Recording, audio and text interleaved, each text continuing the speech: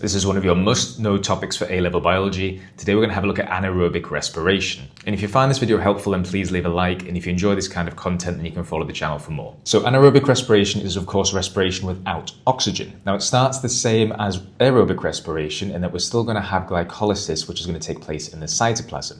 And this is where two glucose molecules are broken down to make two pyruvate molecules. And we also get a net gain of 2 ATP. Remember, we put 2 ATP in to get the process started, but we get 4 back out. So it's a net gain of 2. Now this is where the energy creation aspect ends, because we don't have any oxygen, so we can't go into the link reaction or the Krebs cycle or the electron transport chain. But we still need a way of returning that NADH back into NAD+, otherwise glycolysis would stop as well, and then we wouldn't be able to create any energy. And we do that through fermentation. Now there are two types of fermentation that you need to know about, and the first one we're going to look at is lactic acid fermentation, and this happens in animals and some bacteria.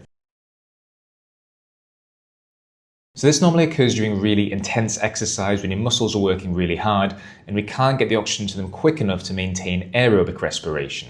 So they use anaerobic respiration instead so they can keep making a little bit of energy. Now we still get glycolysis as normal, like we can see here, where we're going to convert glucose into 2 pyruvate, and we're also going to make 2 ATP in that process and 2 NADH. And remember, this happens in the cytoplasm. Now once we've done this, we can't then move on to the next stages of aerobic respiration because we don't have any oxygen. So we need to convert this NADH back into NAD+, so it can go back into glycolysis and we can continue making that small amount of energy to keep us going. And we do this by reducing the pyruvate into something called lactate or lactic acid. As we do this, the 2 NADH are oxidized back into NAD+. And this NAD+ can then go back into glycolysis. Later on, this lactic acid will be transported to the liver, where it can be converted back into pyruvate or glucose once oxygen is available again.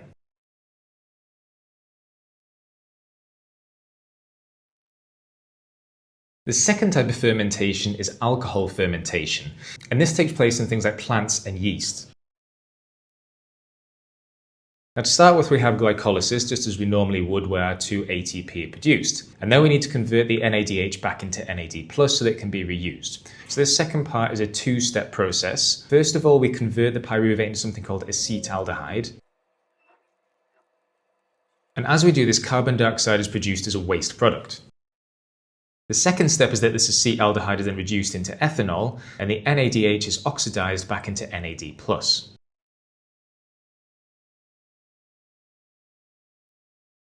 This NAD+ can then be reused back in glycolysis. Now we do see alcohol fermentation in some common production practices. So for example, yeast is used in the production of bread because the CO2 which is released causes the bread to rise. And yeast is also used in the production of alcoholic drinks because the ethanol provides the alcoholic element. So to quickly recap, anaerobic respiration is respiration without oxygen. It starts with glycolysis, just like aerobic respiration, which is where it makes its 2 ATP, and this takes place in the cytoplasm. The purpose is that we're trying to regenerate that NAD+, so that it can be reused in glycolysis, and we can keep generating that small amount of energy. Remember that lactic acid fermentation involves the conversion of pyruvate to lactic acid, and this happens in animals. And the alcohol fermentation involves the conversion of pyruvate to carbon dioxide and ethanol, and that happens in yeast and plants.